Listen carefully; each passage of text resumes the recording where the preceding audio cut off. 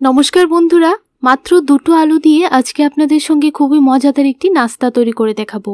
খুব কম সময়ে আর অল্প উপকরণ দিয়ে তৈরি করে নেওয়া যায়। বাচ্চা থেকে বড় সবাই খেতে খুব পছন্দ করবে।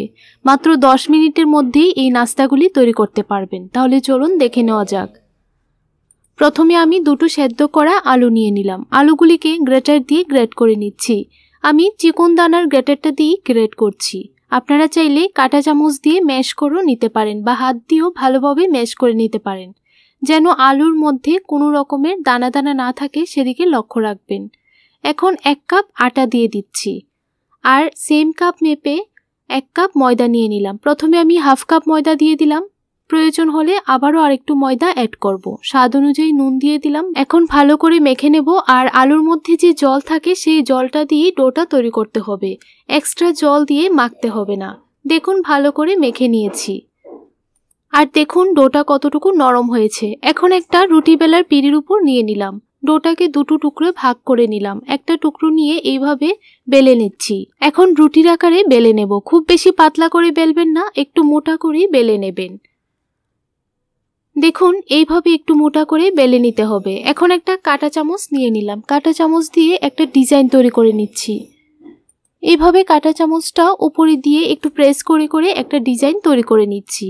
পুরোটা রুটির মধ্যে একইভাবে ডিজাইনটা তৈরি করে নেব। আপনাদের পছন্দ অনুযায়ী যে কোনো ডিজাইন আপনারা দিয়ে দিতে পারেন। দেখুন ভালোভাবে ডিজাইনটা তৈরি করে নিয়েছি আর দেখতে এই রকম লাগছে। এখন একটা চাকু দিয়ে এইভাবে কেটে দিচ্ছি। আপনারা একটু লক্ষ্য করলেই বুঝতে পারবেন কিভাবে আমি নাস্তাগুলি তৈরি করছি। এখন মাঝখান থেকেও এইভাবে কেটে দিলাম। এখন একটা টুকরো নিয়ে নিলাম। টুকরোটা নিয়ে এইভাবে একটু ফোল্ড করে দিচ্ছি। দেখুন একটা নাস্তা তৈরি হয়ে গেছে। সবগুলি পিস নিয়ে উল্টিয়ে উল্টিয়ে এইভাবে রাউন্ড করে দিচ্ছি। তাহলে কিন্তু প্রত্যেকটা নাস্তা তৈরি হয়ে যাবে। দেখুন বন্ধুরা, আপনারা একটু লক্ষ্য করলেই বুঝতে পারবেন কিভাবে নাস্তাগুলি তৈরি করছি। একইভাবে আমি অন্য লেচিটাকেও তৈরি করে নেব। দেখুন সবগুলি নাস্তা তৈরি করে নিয়েছি। এখন চুলার মধ্যে কড়াই বসিয়ে জল ভালোভাবে গরম করে নিয়েছি।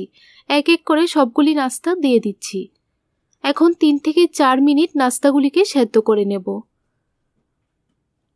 3 থেকে 4 মিনিট ভালোভাবে সেদ্ধ করে নিলেই কিন্তু নাস্তাগুলি সেদ্ধ হয়ে যাবে।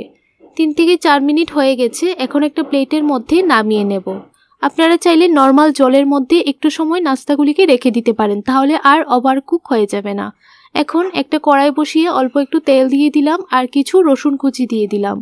রসুনগুলিকে ভালো করে ভেজে নিয়েছি। এখন 2 চামচ দিয়ে দিচ্ছি টমেটো কেচাপ, 1 চামচ দিয়ে দিলাম সয়া সস আর 2 চামচ দিয়ে দিচ্ছি গ্রিন চিলি সস। আপনারা চাইলে কাঁচা লঙ্কা কুচিও দিয়ে দিতে পারেন।